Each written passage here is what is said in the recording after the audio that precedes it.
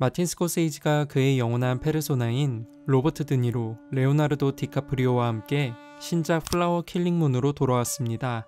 이번 작품은 1900년대 초 미국 오클라호마주에서 벌어진 오세이지 원주민 살인사건을 모티브로 삼았는데요. 하지만 살인사건 이외에도 당시 미국 사회의 어두운 단면을 낱낱이 파헤친다는 점에서 한편의 역사 다큐멘터리를 보는 기분도 듭니다.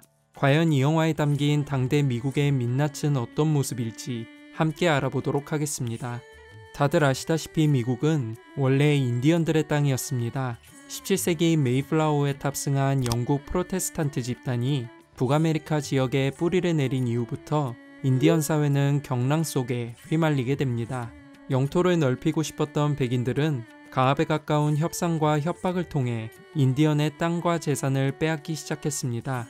그렇게 19세기에 이르러선 미국 정부가 지정한 보호구역에 강제 이주까지 당하며 빈곤과 제약에 허덕이게 되죠. 오세이지 원주민들이 거주하던 오클라호마주의 오세이지 네이션 역시 미국 정부가 지정한 보호구역이었습니다. 원래는 이곳도 다른 지역과 크게 다를 게 없었지만 1800년대 후반 엄청난 양의 석유가 발견되면서 상황은 180도 바뀌게 됩니다. 이 지역을 관장하던 오세이지 부족은 석유 판매를 통해 막대한 부를 쌓기 시작했고 1900년대 초엔 다른 인디언 부족과 달리 경제적인 우위를 점하며 대내외로 영향력을 행사할 수 있었죠. 하지만 이들의 행복은 오래가지 못했습니다. 이 소식이 미국 전역에 퍼지게 되면서 온갖 기회주의자들이 오클라호마주로 모이기 시작했기 때문이죠. 비슷한 시기에 캘리포니아에서 금광이 발견되자 일확천금을 노리고 수많은 사람이 몰린 이른바 골드러시가 유행한 것처럼 말입니다. 플라워 킬링문에 등장하는 윌리엄 킹 헤일 역시 오세이지 부족의 막대한 부를 노리고 있는 인물입니다. 그는 자신의 목표를 위해 조카인 어니스트를 활용하기로 합니다.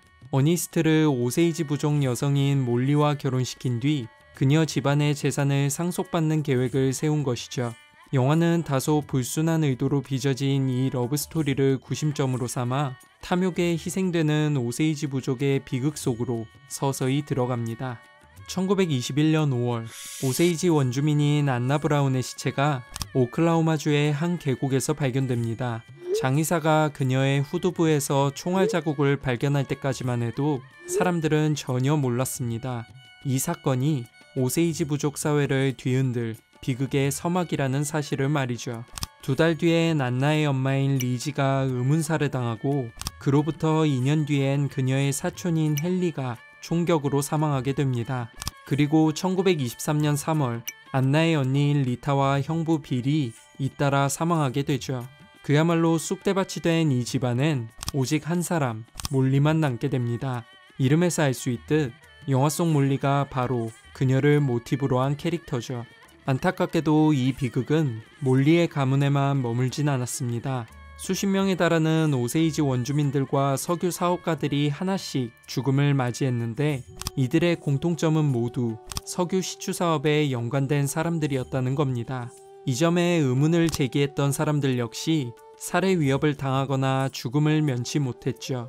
숱한 의문만 남기는 연쇄적인 죽음을 두고 당시 언론에선 공포 통치라는 표현까지 쓰며 잔혹한 오클라호마주의 현실을 조명하기도 했습니다.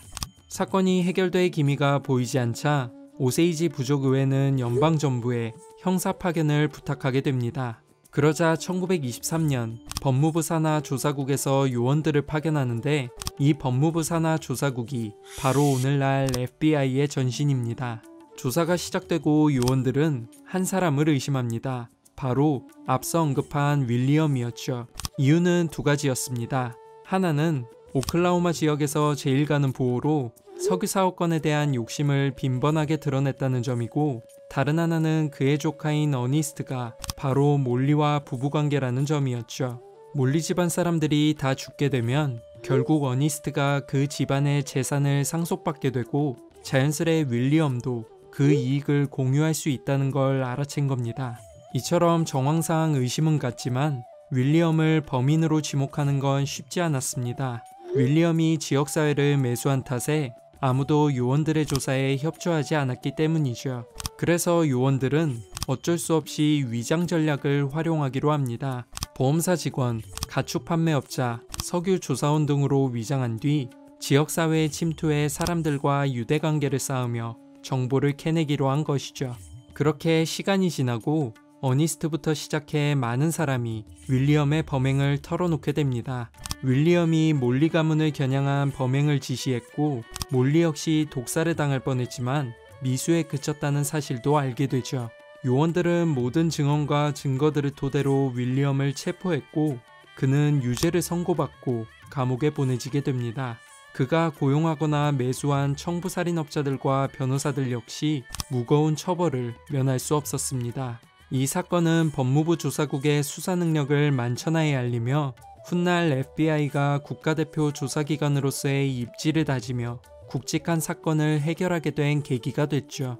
이처럼 플라워 킬링문은 미국 백인 사회의 탐욕에 희생된 인디언들의 비극을 정조준하고 있습니다.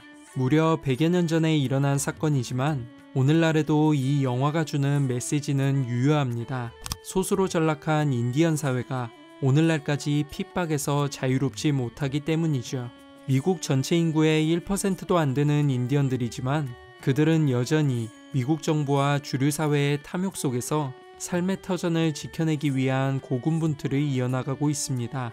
그 중에서도 2016년 노스다코타주에서 벌어진 석유 파이프라인 건설 반대운동이 대표적이죠. 원래는 노스다코타주의 행정수도인 비스마크시를 중심으로 건설 작업이 진행될 예정이었습니다. 하지만 이 지역 거주민 대부분이 백인이었던 탓에 송유관 경로를 인근 인디언 보호구역으로 바꾼 것이죠. 송유관이 보호구역을 지나면 인디언 사회의 필수적인 수원지가 오염될 공산이 컸습니다.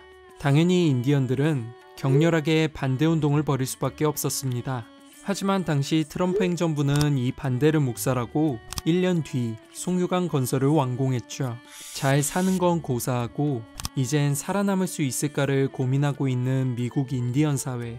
일상은 물론 언어나 문화적 정체성마저 흐려지고 있는 그들에게 생존이란 단어는 여전히 낯설기만 합니다. 수백 년에 걸쳐 백인들에게 피 묻은 땅을 내어줬던 역사의 고리를 언제쯤 끊을 수 있을까? 영화 플라워 킬링문은 미국 사회를 휘감고 있는 현재 진행형 비극에 이 질문을 던지고 있는 것처럼 보입니다. 이 영화에서 역사적 사실을 아는 것만큼 그 사실 사이의 문맥을 읽어내며 민주주의 사회가 자행하고 있는 핍박이라는 역설에 담긴 함의를 다시금 생각해보는 게 중요한 이유가 아닐까 싶습니다. 일상 속 인문학을 바라보는 특별하고 소소한 시선 1인칭 시점이었습니다.